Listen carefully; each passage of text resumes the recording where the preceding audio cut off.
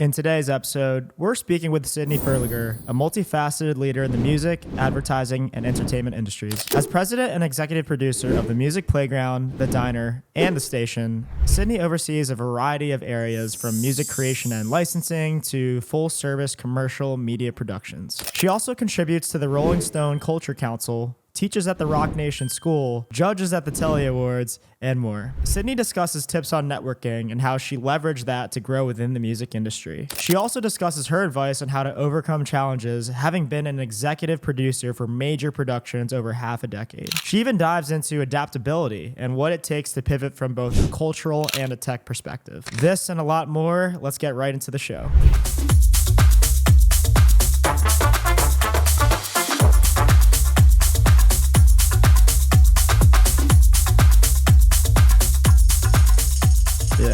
That's hilarious. And I was looking through your background. I saw the Chicago area. Then you went to the University of Missouri, Columbia. Yes. And then you went to like New York City eventually. I just wanted to ask because I was curious like how you went from, Chicago to Missouri, back to Chicago to New York. Yeah. What was that like?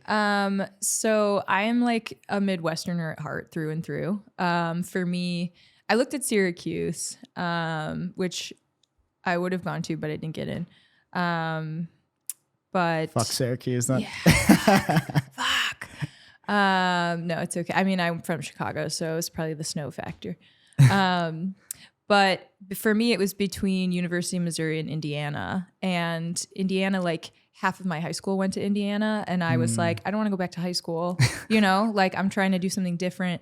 So for me, and I feel like Syracuse is the only place that I applied to that was like far. You know what I mean? Everything else was a little bit closer. So for me, it was like Missouri is close enough where I can like get home if I need to, like if something happens to my family, but far enough away where I feel like I'm actually doing something with my life, like something different. And you knew you wanted to take communications the whole time too, or you weren't sure then? I wasn't sure, but I've been like singing and acting and like doing theater my entire life. So moving into communication, and I had a mass media focus. So really moving into the media space was where I learned about editing and about filming and all this stuff that I had like been obsessed with my whole life, but just, didn't realize the grasp of like, oh, you can do this as like a career. Like people do this as a career. So when I was in college, I like made my own music video. I like sang in it. I was in it. I edited it. I filmed it.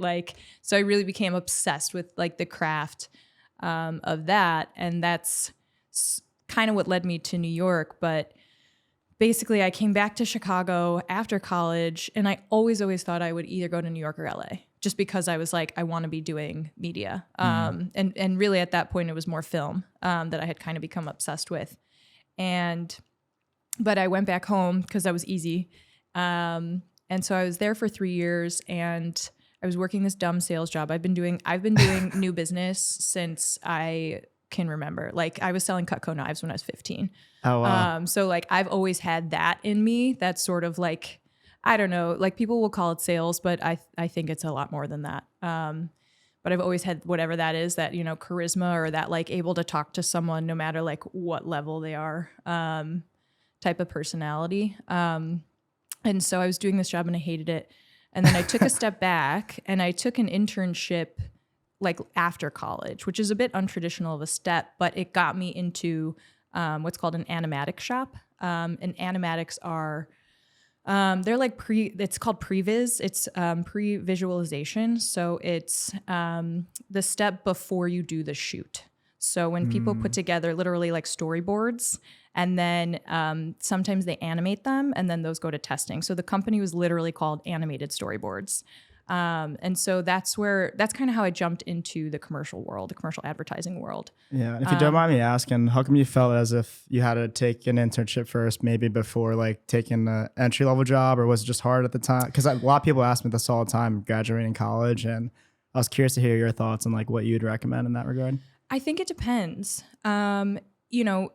It depends on what your options are. If you, apply to a million jobs and you're not getting what you want, then take the internship. because then you're getting yourself in front of the right people and you're forming those relationships, and that those relationships can take you everywhere. This industry is, in my industry, most industries, all about networking. You know, I mean, you can't like network your way to be a doctor. So like, let's keep it real. But in music and film, it's all about who you know. It's all about networking and forming healthy, confident relationships that can then support you through your entire career. So for me, I was doing this job that I hated and I didn't know where to turn. And I was like, all right, I had been a production assistant on a couple of productions. And I was like, I'm obsessed with this. Like, I'm obsessed with film. And what does that mean? You know, and so I just started digging because I didn't know what I was doing, to be totally candid. Like, that was a new thing for me.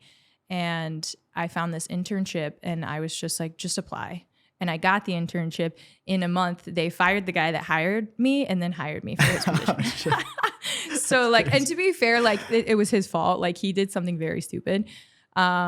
But right place, right time. You know what I mean? So like, if I, you know, had a big ego and I was like, oh, I'm, you know, 22, 23, I can't take an internship. Like, I wouldn't be where I am right now. Yeah. So I really think it's, you know, it depends on where you're at and what you're applying for. But if you know, right now the job market kind of sucks, right? Like, everybody's struggling. And so I would say, especially like right now, if you have an opportunity, even to just sit with someone and shadow them, you know, and that's what you want to be doing in your life, do it.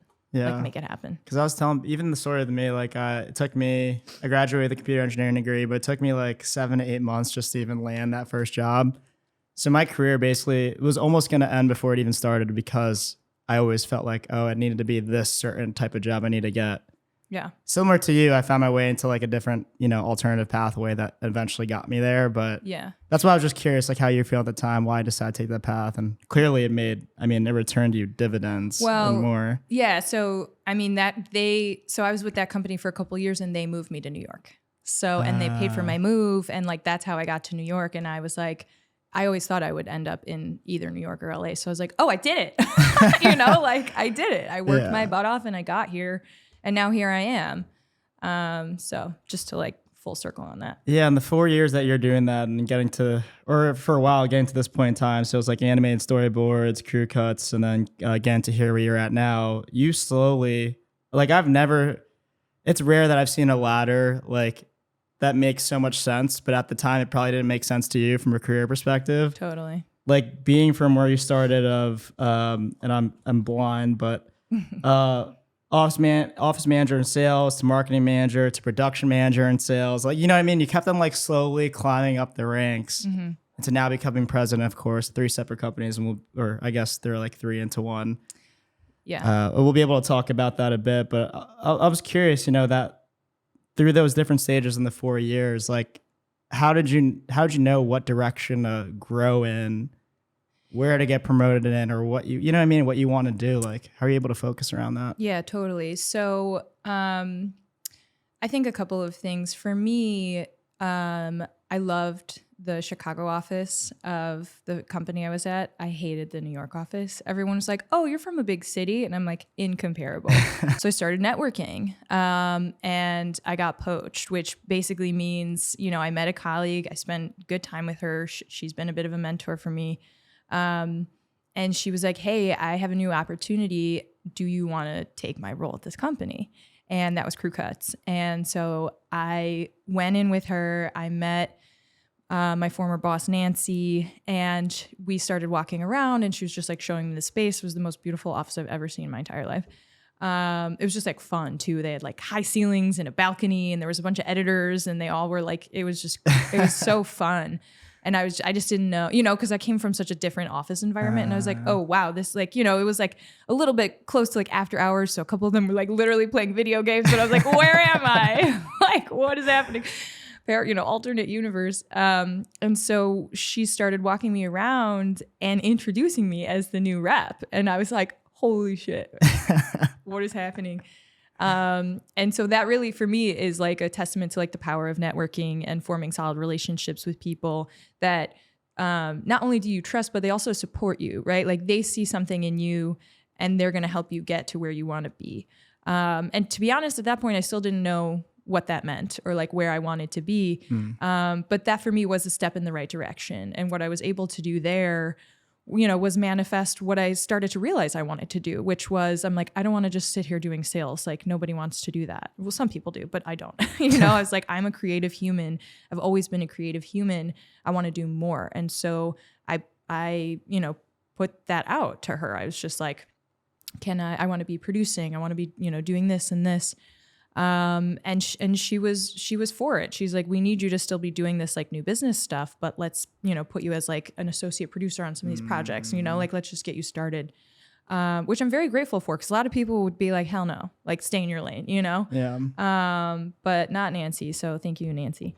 And so I started producing projects. And I was so excited that a couple of our editors doubled as directors, so I started bringing actual productions into that Post house, which is kind of a big deal. So we did a couple shoots, and because I brought them in and they were bigger budget, she let me produce the whole thing because it was kind of like you did that, so here you go, take it and run. And so I did, and so at that point I had like really understood or gotten the opportunity to like know the full circle of production in terms of like previs, so like the prep and then the shoot aspect and then the post aspect. Yeah. And really at that point, the only thing missing was music.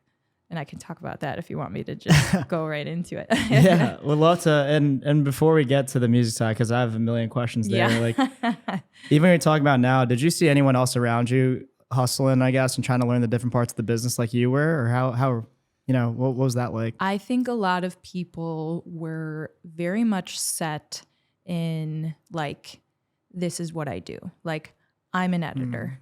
I'm an audio post engineer. I'm a sales rep. I'm a director.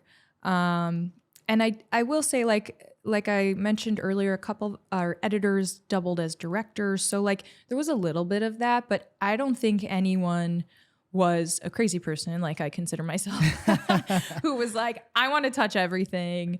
I want to know everything. I want to learn everything. And I think in a lot of ways that kind of made me a unicorn. And what's the phrase they say? A jack of all trades is a master of none, but better than a master of one. Yeah. And everybody always forgets that like second part of that phrase. I definitely forget the second part. And I like to say Jane of all trades because, power to the female. But that was kind of like, that's where my head's always been at. Like I can't sit still. I'm an energetic human and I've always just wanted to like understand and touch things. And so I saw a lot of people hustling. Like New York is a city that hustles. Yeah. So like, I will never say that I didn't see people hustling, but I didn't see people hustling in the way that I was. And I think a lot of people didn't understand me, to be honest with you. Like, I think I confused people in my like demeanor because they were just like, who's this person? What is she trying to do? She's like all over the place. It comes off as maybe like messy until you like see where I am now and you're like, oh shit, like, oh, she like wanted to. And I started to realize like, no, the more that I understand the entire process that exists within my realm and my industry, the better connections I have with people, the better conversations I have with people, the more I can get to where I want to be. And that has worked for me. And you seem, just from meeting you today, you seem like a genuinely curious person, Totally. just in general. And it sounds like curiosity played a big part too in why you wanted to go these different avenues. But what would you recommend to someone on how they should approach the same situation? Let's say they just joined a company, they want to strive for more. It doesn't matter what company at this use case, it's more generic. Mm-hmm. It's like, how can you be that kind of person without being annoying? Or how can you be that kind of person without like, because sometimes if you go to a manager, you're like, I also want to know these different parts, but your manager's like, oh, I kind of want you to do your job first. You know what I mean? Like basically how can someone like get to do what you're doing and get trusted to do all those different things? Yeah, I think trust is the key word. I think first and foremost, you have to make sure you're doing your job and that you're doing it well, right? Yeah. Because if you're doing your job and you're doing it well, people take note, right? They're going to notice that. So if you're doing that and then you're going that extra step to throw out an idea for something that's a little bit outside of your world, and just see if it lands, and if it doesn't land or you get shut down or whatever, that's okay. We can talk about managers in a second, but don't let that get you down. I always say the best thing I ever learned was don't take anything personally. There's so many outside factors that exist. And if you let all of that negative energy in, it's going to waste your headspace and it's going to waste your time. And humans are emotional creatures. Like that's always going to happen no matter what we do, but do your best, and as best you can to not let that shut you down from reaching for the stars, because really like your biggest enemy is yourself. So if you let one person who said no at one time shut you down from ever trying again, that's your fault. You know what I mean? And to the effect or to the point of managers, it does depend, right? Because you're going to get some people who are great managers and they want to see you grow and they want to give you those opportunities and they're going to do what they can to uplift you. And you're going to see managers who don't know how to do that, right? And you're going to see managers who suck and they're just like, nope, that's not your job. Stay in your lane. Yeah. And you don't know what you're going to get. And so I do think a part of it is doing your job well, forming a good relationship with this person that will hopefully be able to help you excel in where you want to go. But you have to plant the seeds a little bit, right? Like it is a little bit of a game. And like, you just be forward about it. Like you don't have to be crazy, but you can just tell them what you want to do. Like, hey, I've really been thinking, or I'm really, really invested in learning more about the audio post department. Do you think I could maybe like sit in on a couple sessions with the engineer when we're a little bit slower? You know what I mean? Just like you have to kind of build those own walls for yourself. And hopefully you have people who will, lay the cement down for you. And it sounds like you're always kind of like planting the seed a little bit, because even the start of that, you said you networked into that and you already knew who your manager was going to be. Totally. So you kind of knew that it wasn't going to be a manager that was going to be annoyed by that, someone that wanted you to stay in your lane. And I think when you're in an interview, it goes both ways. And I think people also forget that like the interview is not just for you to impress somebody so that they'll hire you. It's also for you to check and see if that's the right vibe for you, So like do your due diligence, like look up the company, write down a list of questions that are going to help you determine if this is a good fit for you too, right? Like company culture is everything. And it can totally tear you down. Even if it's in like the industry that you've been dying to be in your whole life, if you're in a shitty company, it's going to ruin it for you. Mm-hmm. I have a colleague who worked at a crappy music house, and I won't name any names. And he couldn't listen to music for like years, which is crazy to me. But like literally, it broke his soul. I know that's dramatic, but I'm just saying, like, when you're sitting in that interview, like, ask some like respectfully pointed questions, like get a good vibe of like what it's going to be like to work there and if that's going to make sense for you. Mm-hmm. And I will say this, like if you're like just getting your foot in the door, you definitely have to make some sacrifices, like especially the music industry in general. Like it's not easy at the beginning, but you do get to a point where you have to make sure that it makes sense for you. Mm-hmm. And that's really important, right? Because you're spending 40 probably 60 hours at this job, whether it's remote or in person or whatever. The world is all over the place, but you have to make sure that you're at least somewhat happy doing what you're doing every day. And that you have people that will champion you, Do you have like a nightmare story at all of an interview that you took personally, or a time where you had to deal with something like that? I have like reflected on interviews where in my head, I was probably like a little too honest, to be honest with you. I don't know if I like completely tanked, but there's definitely been times where I'm like, you probably didn't need to say that, or like they didn't need to know that you like drank last night. Like that's not like, but I can't think of one where I just like fully bombed it. I have been on the other side though, where I've interviewed people who I was just like immediately, like within the first 5 seconds, I was like, how did we get here? I was like, no, like just hard no. For just like when you ask someone a question and they like stare at you like they have no idea what you just asked them, it's like, okay, next, thank you, next. I can see why I can get like nerve-wracking at the time, but at the same time, it's like, you got to know the basics if you're coming in an interview. Yeah. And that's what I mean. Like do your homework before you go like on a podcast or like for an interview or whatever. Like, if you are not showing any sort of effort that you tried to get to know the person or the company or whatever, it's I mean, it shows. It's very obvious pretty immediately. Which is funny because even before here, before this show, I was telling Ron's, I'm like, damn, I feel like I'm about to study for a test. Because Ron's obviously made like a prep doc for me, and then I took like keynotes of things that I wanted to talk about. But I think what's great about here like this is I also get to ask you how certain things work. Because even where you're at now, even when we mentioned the 3 separate companies, so you're talking about the station, the diner, the music playground, and how your president encapsulating all the 3. I was reading the post, by the way, that was sick when you got that promotion. But yeah, that was honestly was crazy. Before we talk about that and your executive producer role and then becoming president, can you explain a little bit about what these 3 are and what they mean and how they're all interconnected, just so the audience could kind of understand that? Yeah, sure. So the like big theme and base of all these companies is commercial advertising. So they're all centered around that industry. So the station is an all-in production house. We do everything from creative ideation all the way through post-production. So that means we can help craft creative, we can do live action and still photography production, and we can do post and finishing. What I like to say is everything that makes the picture look and sound pretty. So editorial, graphics, animation, visual effects, color grading, audio post, sound design, music.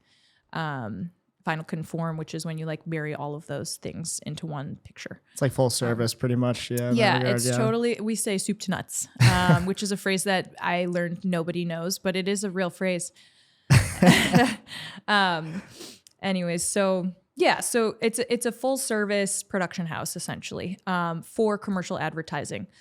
So commercials you see on TV, on social media, like we're making those commercials. And you've worked with like Pepsi and MTV, or was that the previous? On the station side, I've worked with some pretty big brands. I've worked with Puma. We did a really big shoot with Puma, June Ambrose and the WNBA. That was crazy.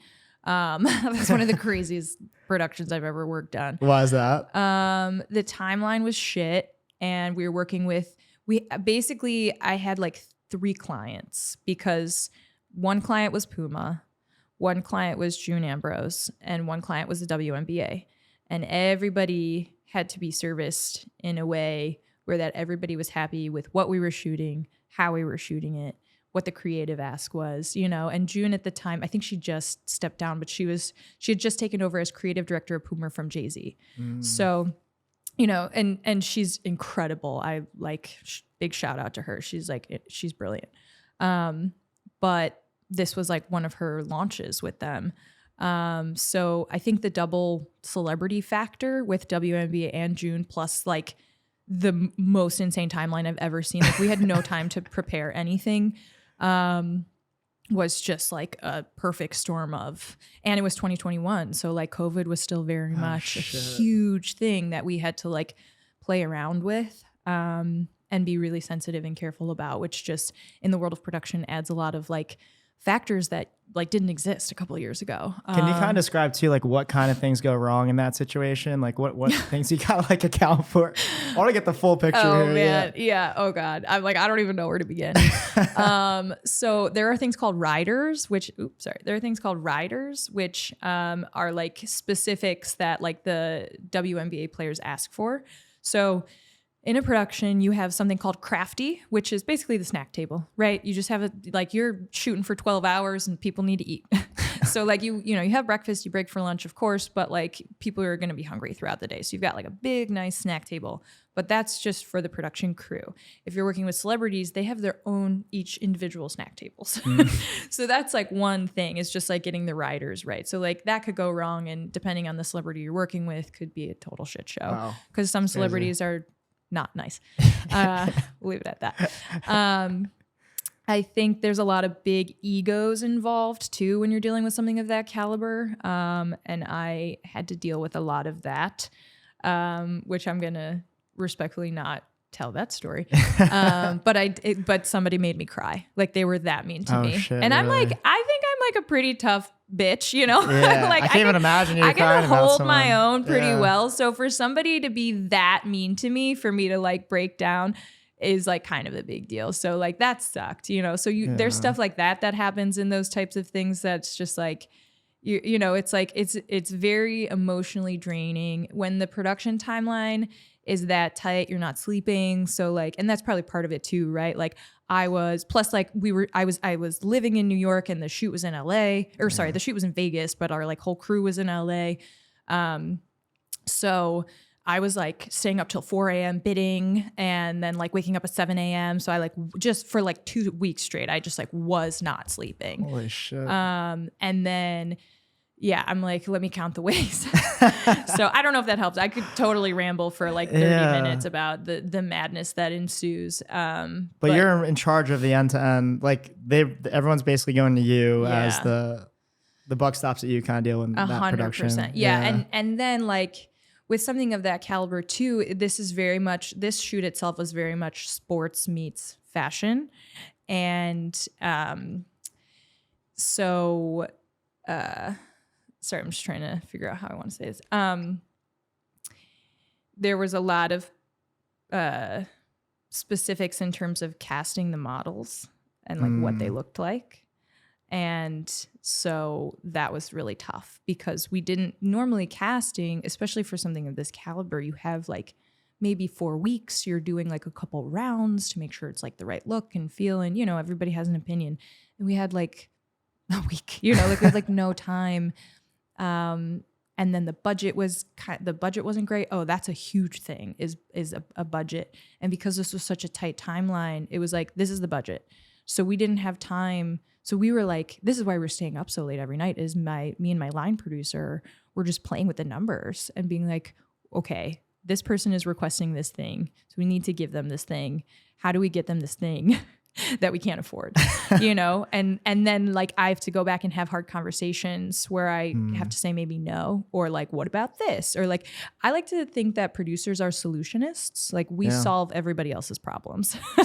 So like, you know, that's true. Like, you know, it's very much a balancing act of like, I know this is what you want to do, but this is what you can afford, you know? And it's the creative force that you have to kind of, I will always, my chief creative officer will say this time and time, like I will do everything in my power to fight for the creative because I stand by it and I stand by him and I totally stood by June. You know what I mean? Like, but I'm also a producer and I have to be realistic about our budget. So if you're giving me these crazy, wild, awesome ideas and I'm like, okay, but if you want to do that, then we need like $100,000 overage, which I'm not going to get because Puma is pissed that we've, you know, are like, we are where we are, right? Like, so it's really a bit of a balancing act. Especially those like 3 different stakeholders, like major stakeholders like that too. But did you know upfront the budget? Is that how it works? So upfront, you know what the budget is and your job's to make it come to life. Yeah. And on top of that, deal with all these random requests that come in. 100%. Yeah. And I chaos. So I kind of came in like a tiny bit late to the project. So it and oftentimes like I'm doing the bid, right? But in this case, I was handed the bid and I was like, what is this? You know, like what is happening? And so it was playing with somebody else's numbers essentially. And can you explain to folks too the bid in context of like bids in general? Totally. Depending on a production, you know, it's anywhere from like, I have $150,000, which is a very, very tiny Peanuts production. I've seen, you know, people get away with smaller stuff, but like for commercial advertising, that is nothing. Which is crazy. To like $1 million, like $1 million production is like a healthy production, or like 3 million if you've got like, you know, celebrities. I don't even know what they were paying the celebrities because that was not in our budget. Amen. So, you know, so it's kind of crazy. So you're given like, you know, okay, we have $300,000. That's our budget. Make me a bid. And so then you have to look at the creative scope, right? What are we doing? What are we shooting? In the commercial space, it's like, this was a bit more of like a fashion style type of thing. But really in the commercial advertising space, you're looking at a storyboard. And a director has, you know, has won the bid and you're looking at the boards and you're saying, okay, what do we need for this shoot? We need 3 talent actors that are going to be on set. We need to find a house. We need, because we're shooting an IKEA shoot for a kid's bedroom, right? We need to find child actors. We need to figure out the IKEA furniture. We need to figure out the wardrobe. We need to figure out hair and makeup. When it comes to celebrity people, their wardrobe and their hair and makeup, you can't just find a random wardrobe stylist. Like you have to go with their, their entourage and hire their people. They want you to hire their people, basically. And their people are expensive, and their people want you to pay for 6 luggages that just contain makeup. I'm not kidding. And like, that's how that works. So like, those are the types of things that go into the bid that are like, more like on the creative driven side. But then there's like the camera equipment, right? So what are we shooting and how are we shooting it? Do we need a dolly? What type of camera can we afford? What type of lenses do we need? Are we doing just video or are we doing audio as well? Are we also doing still photography? That's 3 different crews. 3 different things. On set, right? So those are the things to consider then. And that's just the camera stuff, right? So then there's lighting, there's gear and grip, which is like all of the wires. Like, I don't know, I won't get into like the nitty gritty, but like when you look at a film set and you see those like behind the scenes things, you see all these wires everywhere. Like somebody's controlling. There's literally a team controlling the wires. Yeah. And then there's like the director of photography, who is the person who's like the director's right-hand man, the camera guy, essentially. And then there's a lot of times there's a second DP or like a camera operator. So then like there's the whole entire crew, right? The people who are operating all of those things, the people who are the makeup artists and the wardrobe artists and all that good stuff. Then you have to pay for makeup sometimes. You have to pay for wardrobe because the wardrobe stylist has to go shopping. So you need a wardrobe budget. And then it kind of goes on from there. I mean, if you're doing a crazy shoot with animals, you need to get animal handling and you need to get licenses. And if you need extra parking, you need to like have money in there for parking. If people are traveling, you have to have money in there for everybody's travel. And so it's really like you pay people for their travel days, and then you also pay for the days that you book them. So if it's like a 5-day shoot, you're paying somebody for at least 7 days because it's 2 travel days, or sometimes it's like a half-day rate depending on how far you're traveling.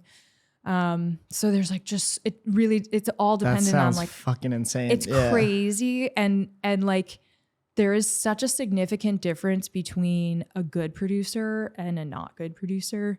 And it will change the production. Like it will like a good producer, I think nowadays is really hard to come by and such a gift. My favorite people on a production are the line producer and the, assistant director, because they are just holding down the fort. What's the like line producer? What is that considered versus you? So I would be the executive producer, and then the line producer would be what I would call like my right-hand man or right-hand lady. Oh, gotcha. So like we're just like constantly in contact about like manipulate. They're really in charge of the bid, to be honest with you. So like I will put the bid together, get it approved, and then they will manipulate the numbers to make certain things work depending on how things change as we're working through the production process. Gotcha. And a good line producer has people in their back pocket that they've worked with for a long time. And like, if you need to cut a deal, like these people trust you and they know you'll bring them on for the next big thing they have. And so they like have those relationships with people to make the smaller budgets work, because they know, okay, I'm going to hire you for this bigger budget on the next one. Gotcha. But there's like, it's like a chain of command with producers, especially on bigger productions. So there's like EP, line producer, production manager, production assistant. Like it kind of goes all the way down. Production coordinator. There's a lot of producers. It's super fascinating to me though. And I'm trying to relate it to like the tech company I work for. It really reminds me of like, if you were acting as my VP of sales and my VP of sales as a head of RevOps, Shalane, love you. You're awesome. He's like so reliant on her.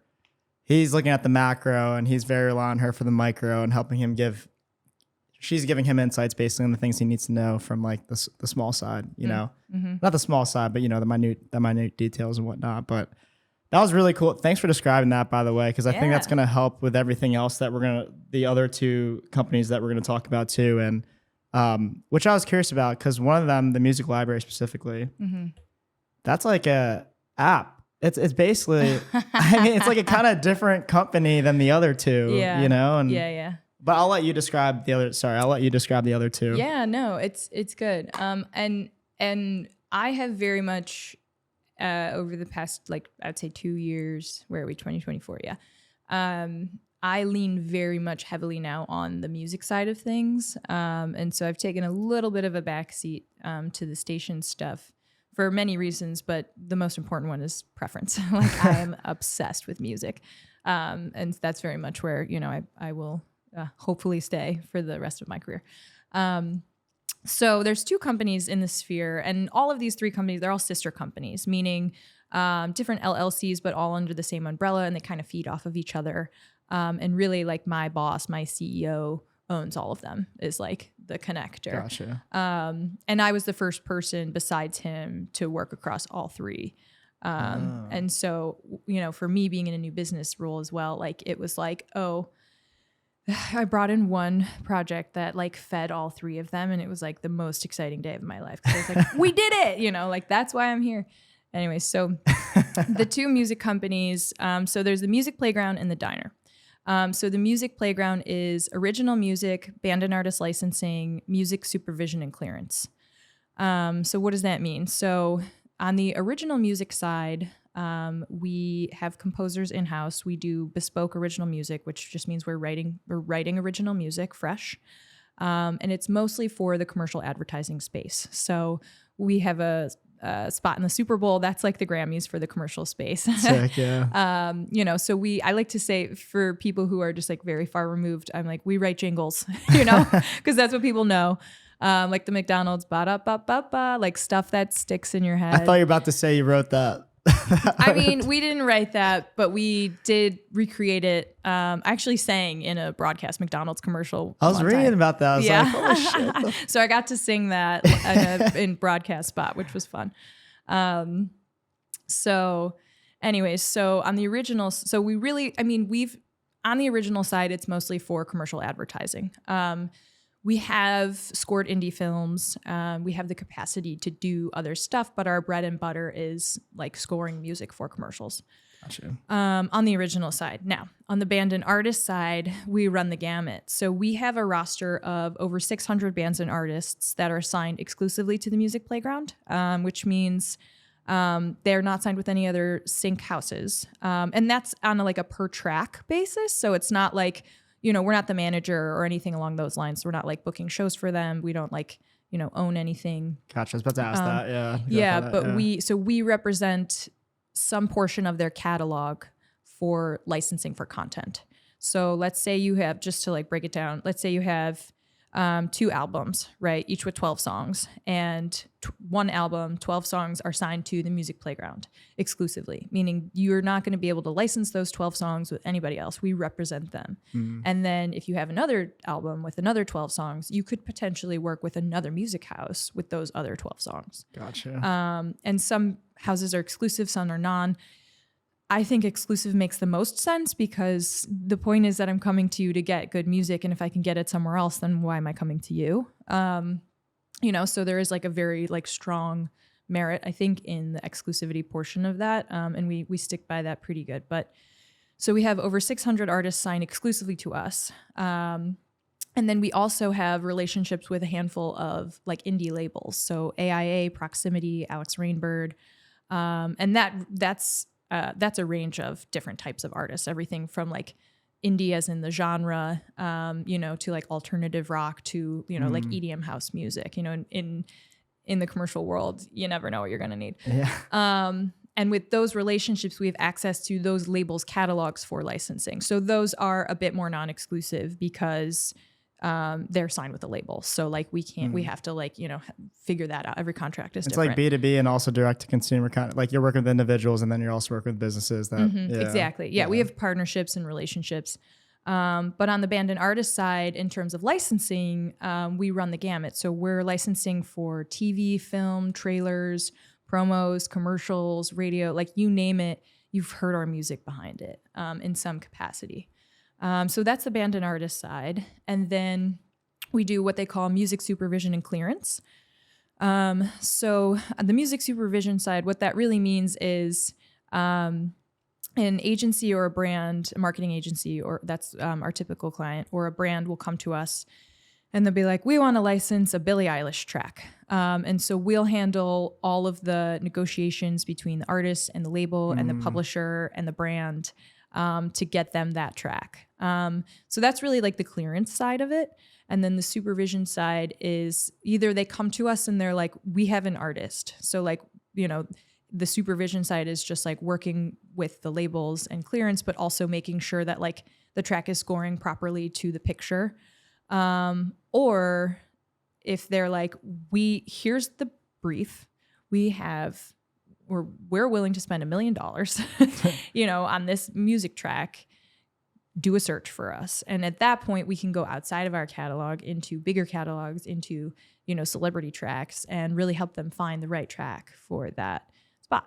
It almost sounds like full service on like music side. Yeah, you know what I mean? We like are literally everything. Yeah, we're 100% full service, and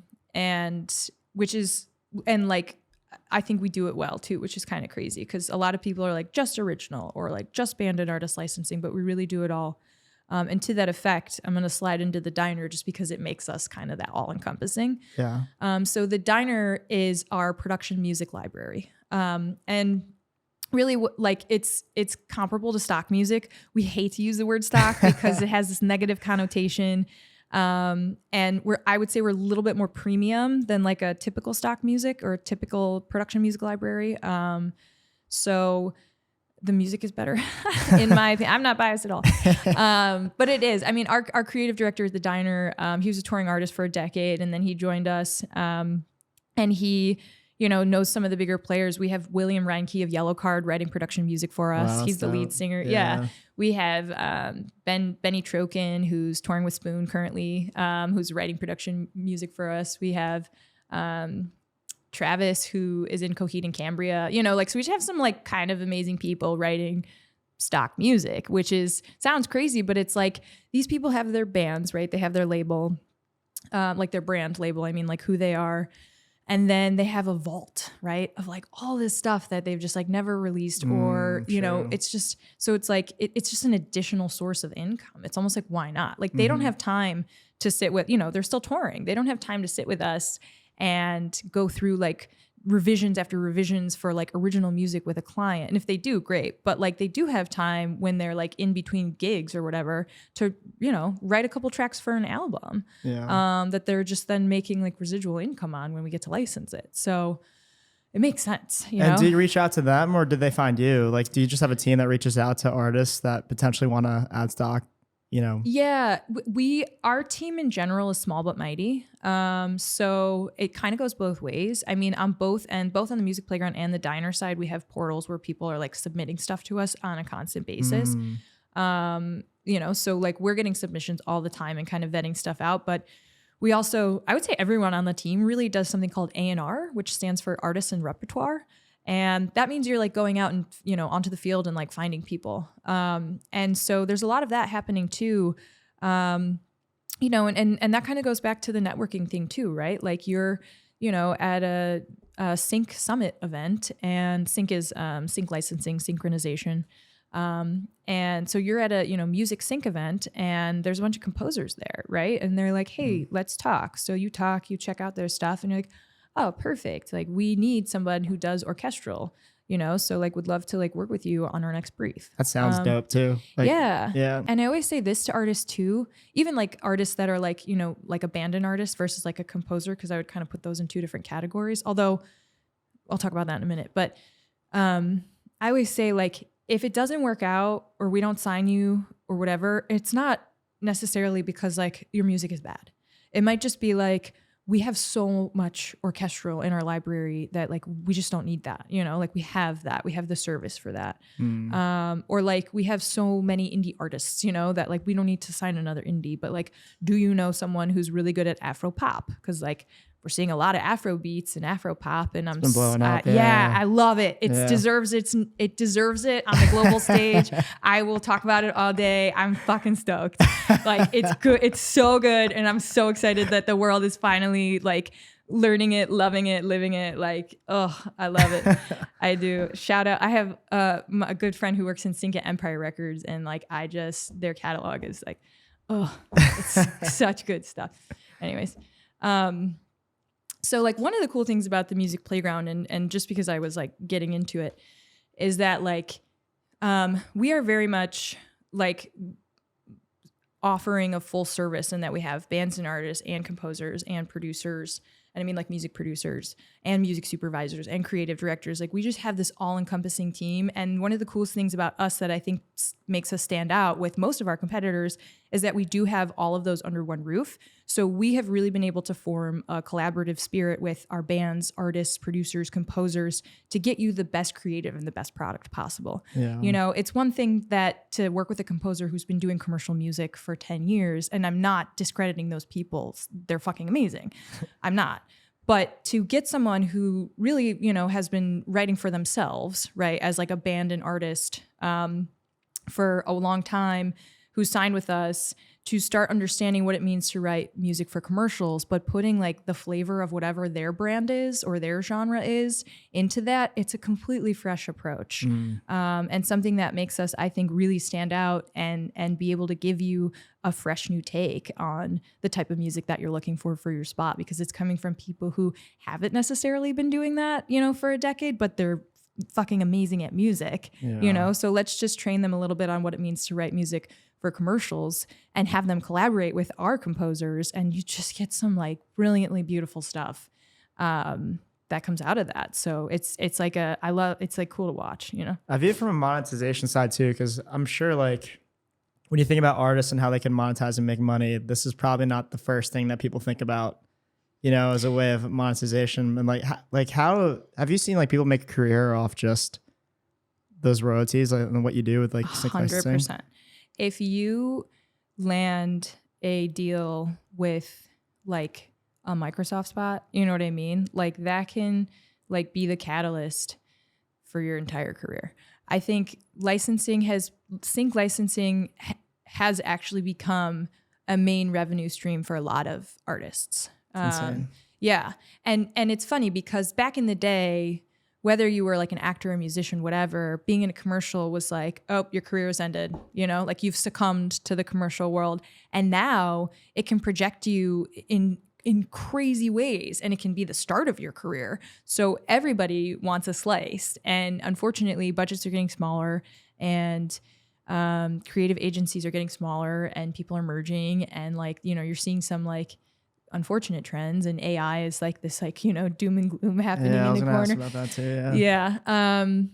But it's still there and it still exists. And you can, you know, if you get a groove going, like we have one artist, Clouds and Thorns, who is probably our top licensing artist. And his music, he does some like really beautiful, like soulful indie music. And it's just perfect for commercials, you know, like every brand loves him. We've licensed so much stuff from him. And like, you know, I don't know if that's like paying all the bills. Like I certainly can't say that, because he's probably getting, well, I don't know, that Spotify revenue stream. You know, like he's getting like a penny a day. You know, so that's another thing. But you know, but that's like really what he does, is like writing for himself, but also like writing for commercials. And he's so good at it. But it's like full songs, right? It's like a 3-minute song that you hear on Spotify. But it's like perfect for like that feel good, whatever, you know, spot you're working on. Yeah. And I mean, it's just, there are certain artists that we work with and I'm like, it's gold. Well, based on what you know, sync gold. Yeah. And based on what you know, like trade secret wise, if you were thinking about this now, so let's say like an artist up and coming, or they're just an artist in general, they love writing music. Mm-hmm. They want to find a way to like make money sustainably. And they were told about sync licensing in particular. Like based off what you know now, like what would you recommend from the money perspective, right? Not even the brand, but from the money perspective, like what do you think artists can do to make as much money as possible, or like sustainable money in that regard? Diversify your network and diversify your portfolio. I think it's cool to be really good at writing one genre, but in the creative space, there's never a need for just one genre.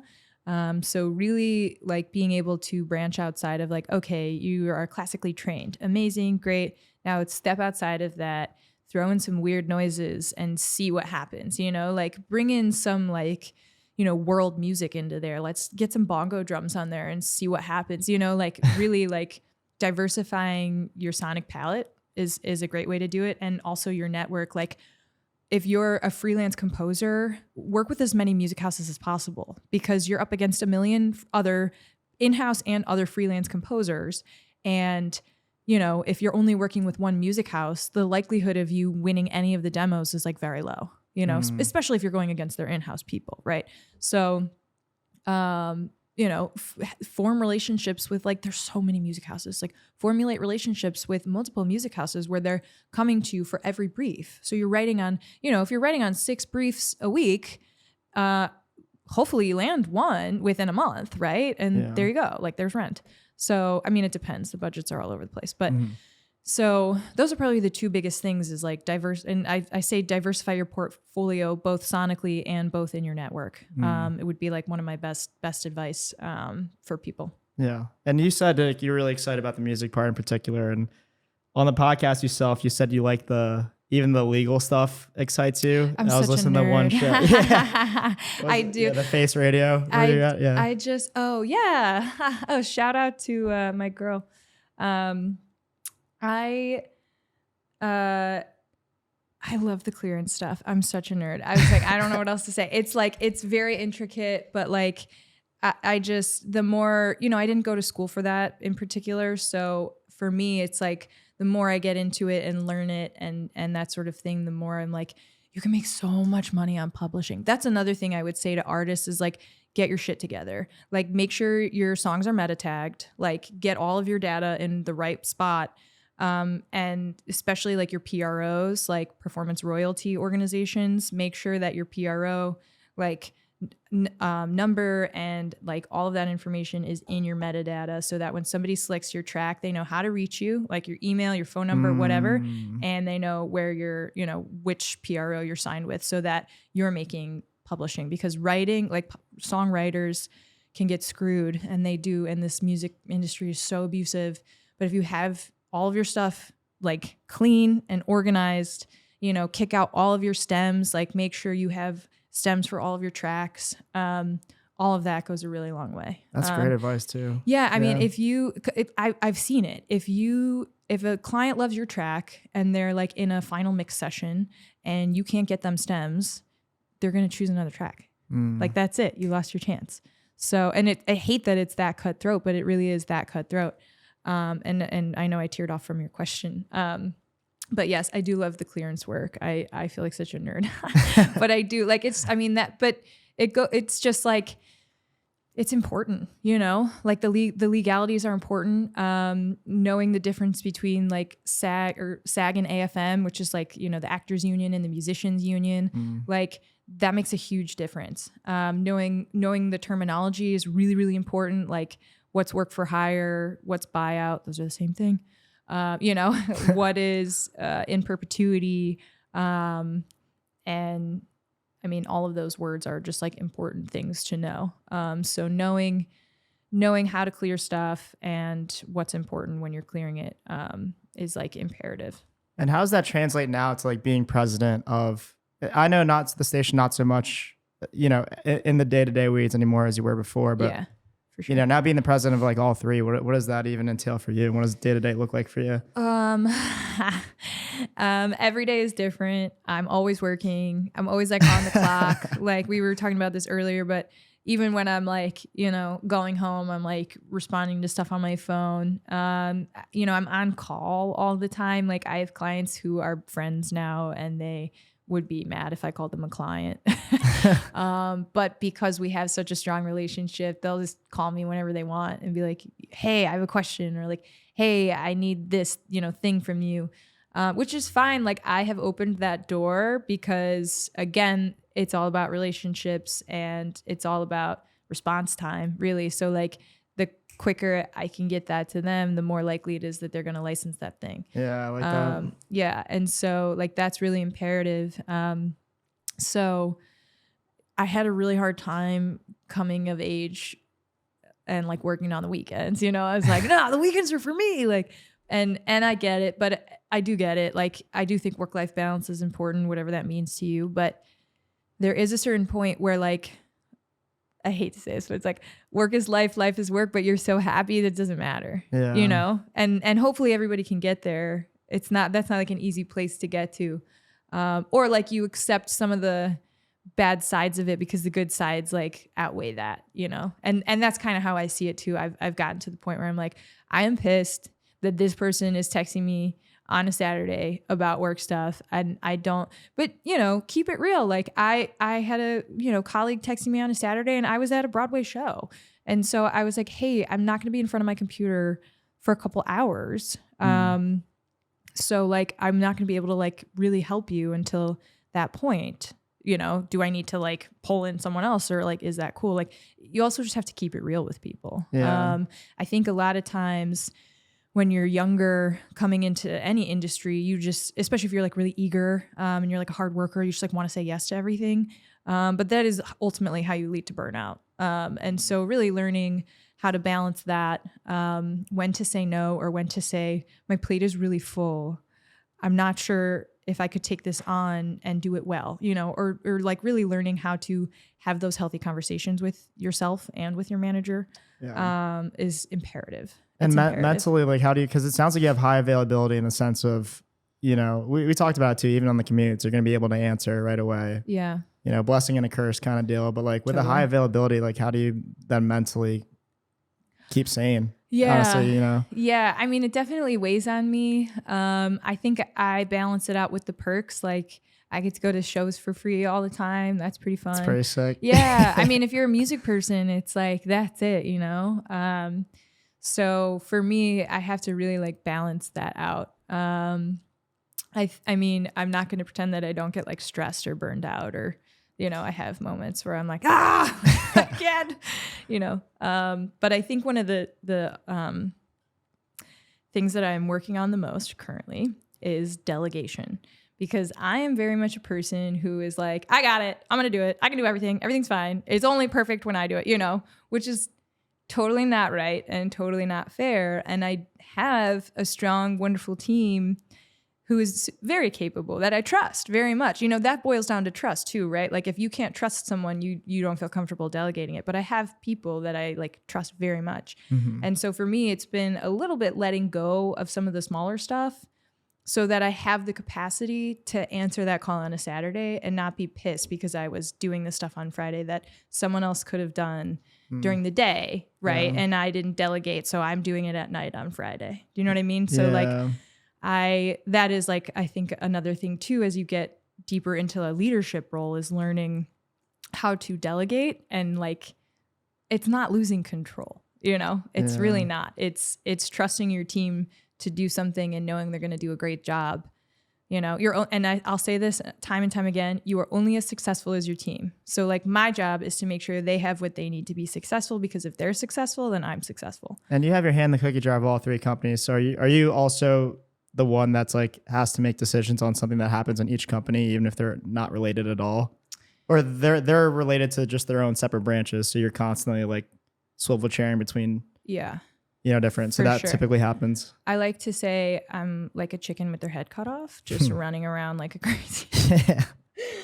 It can be a lot at times, which is another reason why I've kind of teared off from the production stuff. Cause like, you know, if I'm on a production for 3 months, I can't focus on the music companies. Yeah, it sounds like, way too fucking intense. I just can't. Anything else. Yeah. And so like, that conversation has been had, you know, and we hired another EP to like take over some of that stuff, because I was like, can't do it. Well, to your point too, that's exactly why. So like, you went from that executing at a high level for something hyper specific to then being in a position. You talked about like something that you want to work on is being able to delegate, but it makes total sense based on where you were at before. It's like, you needed to make sure like every little part was successful. Yeah. Like every single role, I think, and like, I'm very much like a detail oriented human also, which is I think why I am a good producer.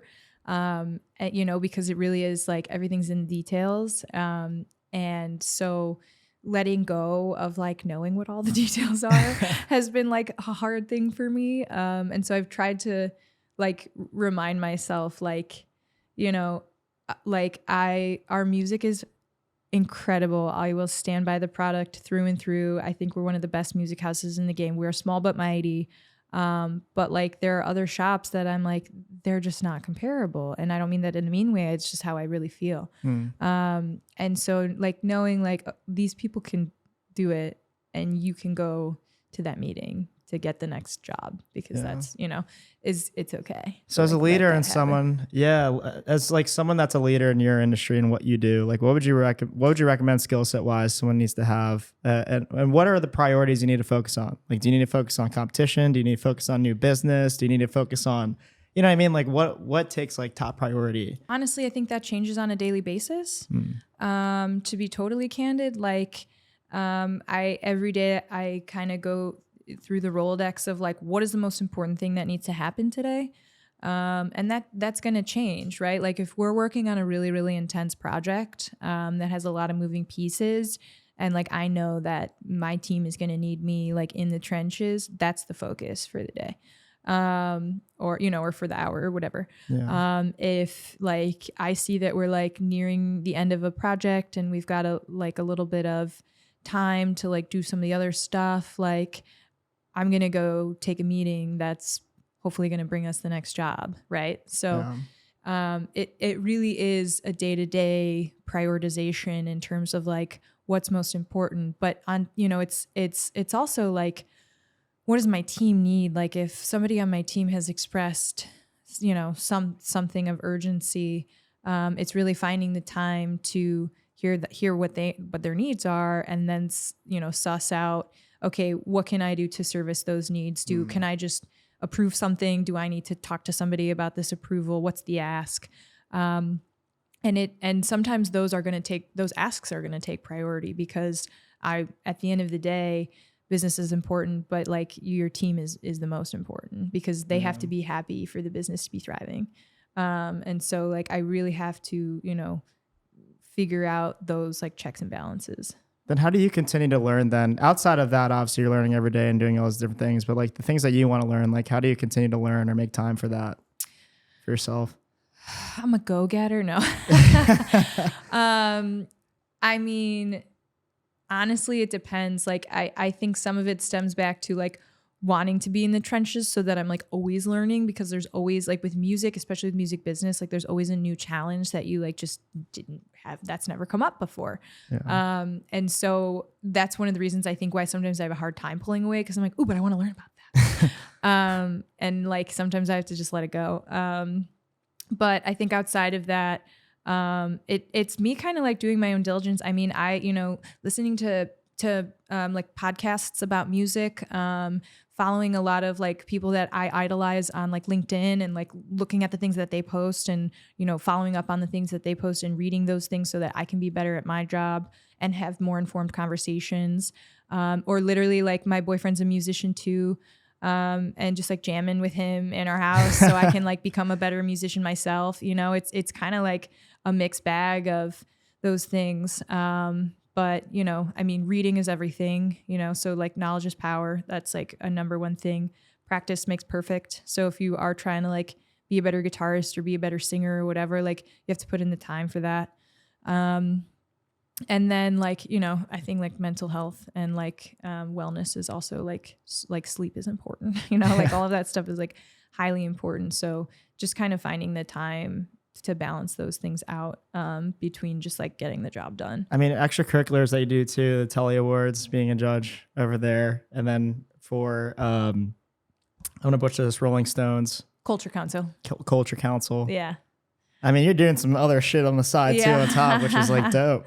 I like the Telly community. I think there's a lot of communities that exist within like the specific music space or like the specific advertising space that are like more niche, but the Tellys are cool because it's kind of like entertainment all encompassing and fits me as we're talking about. I'm this like curious human who wants to know everything about everything. So like when I get to go to those, just before the holidays, they did like a Telly judge like hangout, I guess, it was like a little networking event. But it was just cool because it was like people from TV networks and people from the advertising space and people from music, and I was just like, wow, what a like wonderfully collective group of like people who just like work in media. in different facets. And it was different than what I'm used to, like going to a music party or going to an advertising party, because these are people I wouldn't meet at those parties. And I loved that part of it. So those things I honestly like thrive on, because it takes what you were saying, like it takes me to that next level of like learning and understanding the different facets in ways that I don't get to do in my everyday. So I like enjoy those very much. Judging is like, can be like draining. So you're just like going through material and like. Is that paid or is that free? No, it is not paid. I wish. No, it's not paid, but I mean, I like it. I enjoy it. It can be draining because like some stuff's awesome and some stuff you have to just like sit through. Yeah. I was like, how do I say that without sounding like an asshole? But like, it's fun. I mean, I think everybody enjoys judging things, you know what I mean? In like a bigger picture, anything. So definitely like, easier to judge than exactly. Yeah, exactly. So it's fun. Like you're just sitting there judging stuff and it's like very fun. Even if it's mean or even if it's really nice. Yeah. So I enjoy it. How'd you get into there, by the way? Did you just hit them up after your like credentialed experience? So no, they hit me up, which is usually how it works. Yeah. I mean, you can certainly like go to someone and be like, I want to be on the panel, but that's not usually how it works. Sometimes with stuff, yeah, I mean, I don't know. So we won a Telly, and I think that's how a silver Telly, right? Yeah, we won a Telly. We've won a couple of Tellys actually. But the first time we won a Telly, I think they then like looked into the company and they were like, oh, dope, let's chat. And so then we chatted and I was like, I would love to do this. And now I do it every year. So it's great. And we won a Telly last year. It's just, I mean, That's sick. It's cool. Like I'm very proud of like the team, and the accolades that we've won over the years, but also the opportunities that those accolades present, which is now I'm a Telly judge, Yeah. And, at a certain point they're like, oh, do you have anybody else that you would want to like be a Telly judge? And then I can like offer that to my team. So, so it's cool. Random question here, and what's the name of the president, the parent company again that holds all of them? So they're really like separate LLCs. Oh, so they're really like just separate sister companies. Got you. Yeah. Got you. There's a fourth company in the sphere called Autogent, which is like, I'm very far removed from that company. So we can talk about it if you want to, but gotcha. No, yeah. But yeah, there's not like a bigger holding company. It really is just like all under the same umbrella, sister companies, separate LLCs because of the different services that we offer. Yeah, and so even with those three sister companies being president there, like random question, but what do you think if someone like listening to this right now wanted to speed up that timeline and get to where you're at as fast as possible, like knowing what you know now, like what would be your recommended, career path? I would say lots of networking, like show up to everything you can show up to. Lots of research. About the specific industry you're saying that you want the networking side? Yeah, like I'm very much on the cusp of the advertising industry and the music industry. And like you could like sparse those out very much, like there's a strong advertising community and there's a strong music community. And I'm in that sweet spot, in the middle of the Venn diagram, and I love it. I feel like I like understand both sides pretty good. So the first thing I would say is like, what do you really want to do, right? Because do you want to be in advertising? Do you want to be in music? Are you interested in sync specifically? Like that's kind of the number one thing. And like, it's okay if you don't know that, but having just a general idea of like, what do you want to do? Like what industry are you interested in? Because that's going to catapult you into like, all right, these are the events that you should be going to. These are the parties you should be going to. And then take that a step further. Like, first of all, showing up is huge. Like the more somebody sees your face, the more they're going to remember it. The more they hear your name, the more they're going to remember it. So that's number one. But also like do your research. Like who are the people in the positions of power that you should be talking to? What companies do you want to be working with?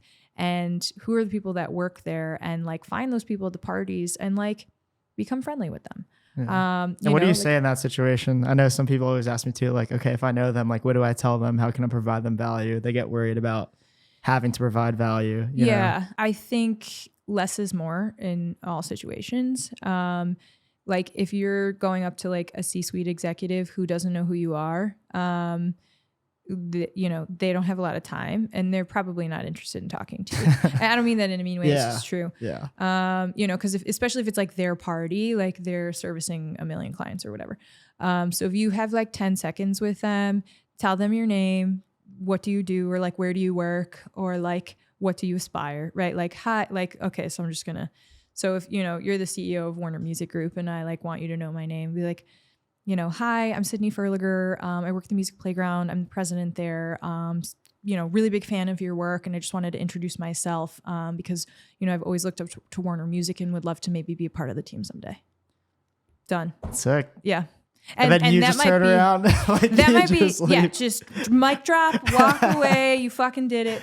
That might be all you have, right? Yeah. But then if they engage in conversation with you, take it. Like soak it up, and like it's so easy to say, don't be afraid, right? Like it's easier said than done in most of those cases. But like you do have to put yourself out there. You can send somebody a million emails. They're probably not going to respond to them. But if you get yourself in the room with them, like in person goes so much further. If you get yourself in the room with someone, even if you have 10 seconds conversation and then you send them an email, they remember seeing your face. Great point. And I do that a lot, like, especially for someone who I'm like, they don't remember me. I'll be like, hey, this is a crazy example. So we have this award show in the commercial advertising community called, it's AICP, which stands for Association of Independent Commercial Producers. And they do an award show every year. And it's like they rent out the MoMA. It's like a big deal. Damn. And everybody, we're all like in beanies and jeans all day, every day. And we're like super chill, whatever, But everybody like dresses to the nines because it's like, the one day we get to like get fancy. And I wore this like, it was basically like, I called it Barbie core. It was like hot pink pants and like a hot pink corset. Like that's one way to like stand out, right? Like do something that's memorable. But my follow-up to people that I met was, hey, it's your favorite Barbie. And the amount of responses that I got from that follow-up was incredible because not only am I just obnoxious and that tactic just works, but people remember me specifically for that, right? And so now, and the email header like was enticing. Like what? What? And then you remember, oh yeah, that girl in that crazy outfit. Boom. There you go. That's fucking hilarious. That makes a ton of sense. But though. it works. Yeah, it totally fucking works. So like, I'm not telling everybody to go Barbiecore, or am I? But doing something that just like stands out above the crowd is gonna like projectile you. That's a real example of what you mean by networking, though. Like that's what you mean by networking. Like this is the kind of shit you're talking about. 100%. Talking, following up, maybe dressing different, like going to these events, parties. Yeah. You just like, there's so many people in the world, like you have to find a way to stand out. And it doesn't have to be that, but like if you email someone, you're like, hey, I'm Bob. I was in a black shirt. We talked for 10 seconds. Not gonna respond to me, Yeah. So like, find a way to make it memorable, or find a way to, follow up that is more memorable. And would you recommend the producer route to get to where you're at? Do you think people could have like build up another career path to get to where you got to? I think I came into music through the back door, to be honest with you. I think the possibilities are endless, but you have to put yourself out there. I very much started on the advertising and production side of things. And then through the grapevine of networking, and I've been singing my whole life. So like, I have that music background. But through the grapevine of networking, I met my predecessor, who is a very good friend, but also was like such a mentor for me. And I started to get to know him and do this like side project with him. And he was like, oh, you should come work with me. And then I started working in music and I was like, oh, what was I doing my whole life? This is where I was meant to be. So I think it's very possible. And I think, but again, like, put yourself out there, get yourself in those rooms. It's okay if you don't know exactly what you want. I still don't know what I want, right? Like I'm doing all this crazy stuff, but you getting yourself to the next step, whatever that next step is for you, you have to work for that. You have to push yourself into that. And you have to open up your own doors. Like it's like, you have to be your own doctor these days. Like you have to open up those doors for yourself because nobody's going to do it for you. You know, like you might have people in your corner and that's awesome. But you also have to like find those people, right? Yeah. Who are those people in your corner? Who are these people that are going to support you and talk about you in the room that you're not in, you know? Yeah, 100%. It's true. I had a couple trend questions like of where we're in today's society. One thing that we brought up earlier was around AI, and just on your focus right now in the sync licensing specifically, like what do you think like the positives of AI are going to be in that industry, and also where do you think the negatives, or like where do you know what I mean? Like where's the industry going towards basically? Yeah, it's one of those things that's like it's coming whether you want it to or not. So you have to pay attention. I think right now it's like a lot more negative than positive. What I'm seeing in the sync space as it relates to advertising specifically is people coming to me with like a music search, right? And they're like, they send me the like work in progress edit that they're working on, and it'll be either be like, ignore the track in there, it's AI, we actually want this. So they're using it as just kind of like a placeholder, which that's a whole nother conversation. So that's one thing. Or they'll be like, this is how far we got with this track with AI, but we want to be here, you know, like how can we take that here? And that's like a lot of agencies, what I'm seeing, and this isn't directly related to music, but are using AI as like the first couple steps and then taking it to the editor or to the music house or to the whoever. And in some ways it's like, you know, work smarter, not harder. And it saves them money, right? Because instead of working with an editor for 4 weeks, you're working with an editor for 2. But for the people on the other side, the vendors, me, you know, it kind of sucks because it's like this thing is doing a little bit of our job. I think that AI in general in the sync and in the music community, you know, it's just data scraping, right? Like it's pulling from everything else that exists online and then recreating stuff. So none of it's original, not yet. So right now it's not really that scary because it's like functional music is what I would call it, which is a thing. And so like you can't, the emotion that exists with human art, you can't get that from AI. You just can't, not yet. I do think there is some point where like it's going to start to teach itself things that's going to like maybe be scary, but we're not there yet. I'm like, I go straight to like the end of the world. But right now that doesn't exist. And I think another thing we're seeing that's like a positive negative is labels that are protecting their artists, because right now like AI is not regulated. There's no regulations, which makes it like a scary space because, you know, you're seeing people like Ghostwriter who are like taking Ariana Grande's voice and The Weeknd's voice and like writing these songs with these people's voices. And like, that's copyright infringement. Same for tech, same thing. Yeah, tech in general. totally. Yeah. And so like the labels are protecting the bigger players, but for these like young indie artists, they're just like totally getting screwed, you know? And it's like, it sucks, honestly. Like it's sad to see. So what I'm hoping for is like the protection you're starting to see from some of these bigger players starts to trickle down. And that's like, you know, one of those conversations where it's like, I think in so many ways it's like good to be an independent artist, but then like shit like that happens and you're like, but the label, you know, is like protecting you from that, which is pretty cool. So, you know, that's kind of like a good and bad thing. Have you taken any big bets on where you think AI is going to go and like implemented that to the business? Or thinking about implementing to the business? You don't have to say specifically, but just... Well, I've been talking to a couple of other music houses, just like, because I'm curious what they're seeing. And I did talk to someone who said one of their composers is now using AI as a tool to help them write.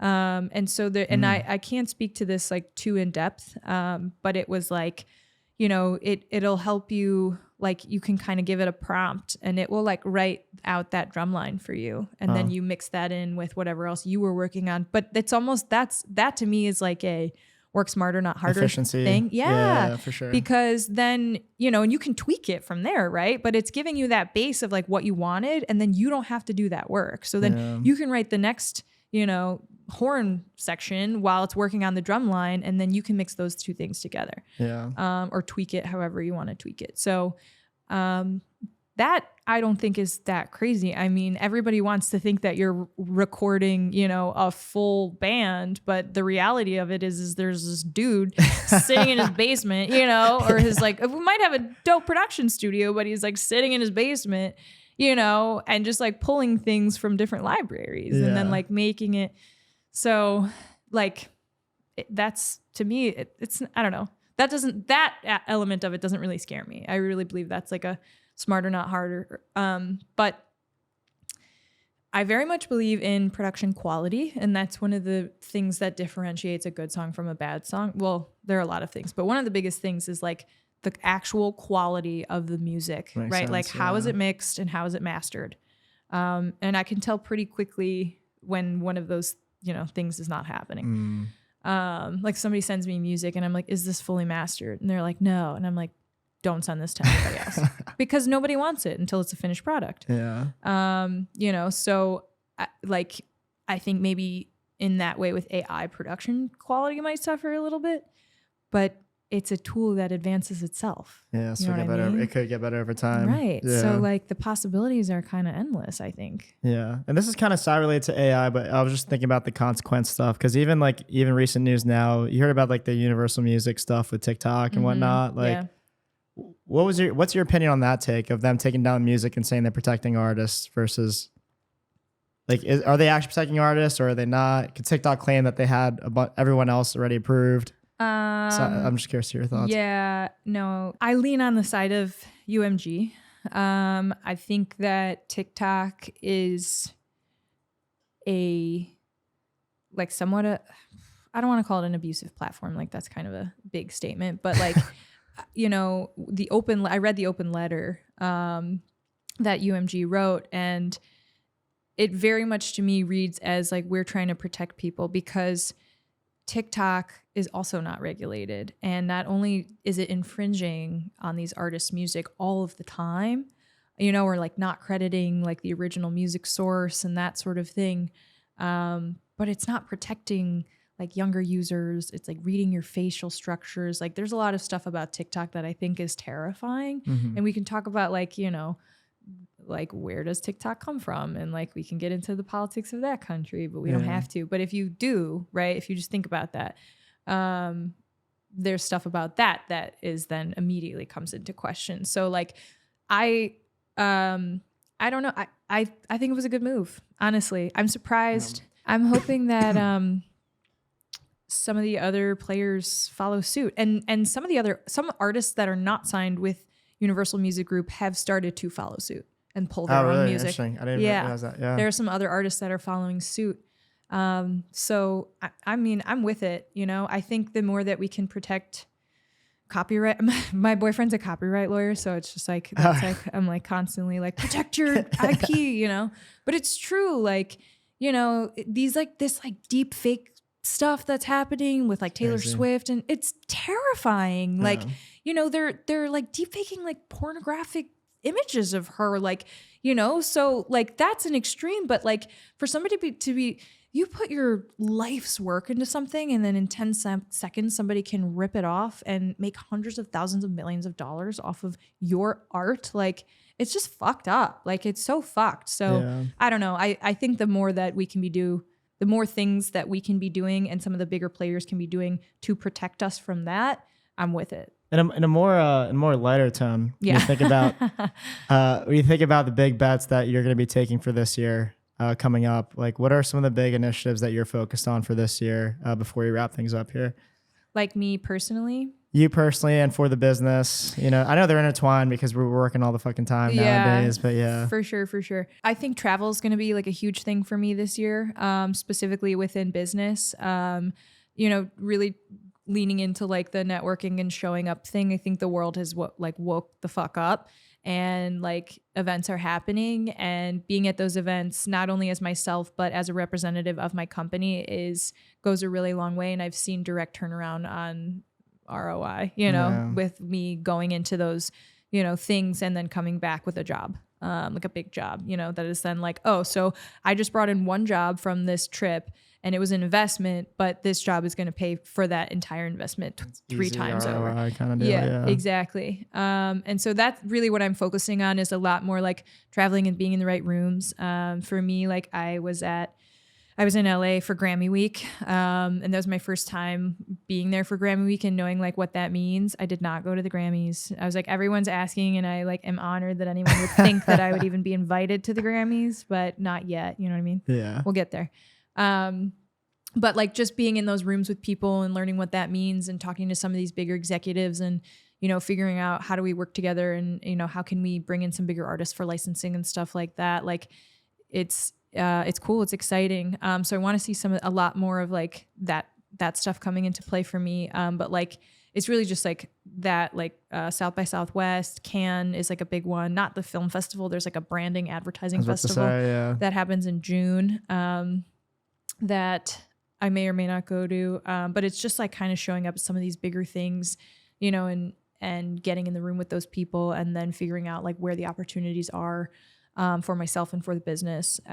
That's one of like the biggest things I'm focusing on is like, it really is like travel, because, you know, I run around the city like a maniac with Aranza in New York, you know, going to all these different events. But they exist everywhere and there's talent everywhere.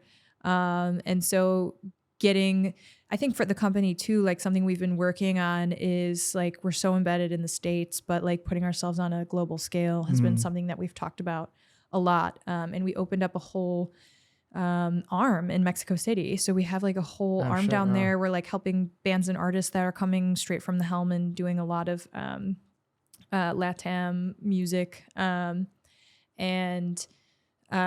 So like, you know, that was kind of one thing that we worked on over the past couple of years. And then we have a couple contacts now in Europe. And so like kind of just continuing to expand ourselves in that way, both in you know, in the States, but also outside of the States. Those are like where my goals are for this year. That's dope. I mean, it sounds like you mix a lot of bit of pleasure in between all those. You got it. I mean, I heard that advertising event, my roommate's in advertising. He said that event in Cannes is huge. It's nuts. Yeah. It's literally insane. And you have to, word of advice, travel with a buddy. You know, like just don't even try to do something like that on your own, because it's so massive and it's so crazy. And like having just one person from your team or in your industry to like fall back on is imperative. Yeah. And I appreciate the insight, Sydney. Thank you so much for coming to Williamsburg. Thank you for having me. The story is not too far from here. I don't think. Brooklyn to Queens is a joke. I mean, it's just like, it's not fair. It's like a 30-minute car ride or like an hour on the train, and it just shouldn't be that way. But like they're connected. It should be so much easier. But like for me, it's like, you got to take the G to the 7 to the N, you know, and it's just like, it's totally fine. At least the G's kind of close to here. Yeah. I'm super happy to be here, and I came from the office, so it was quite an easier commute to get here. So and I appreciate you coming here. Appreciate the insights. Appreciate your energy, honestly, because I'm not shocked that you got to where you're at just based on like what you did throughout your entire career. You know what I mean? And how you felt about the things that you're doing, always knowing that you're trying to get to a certain trajectory and whatnot. So yeah. Again, I appreciate you having you on. And maybe once you get to the Grammys, we'll have you back on. Sounds good. Thank you so much. Round 2. Yeah, no worries.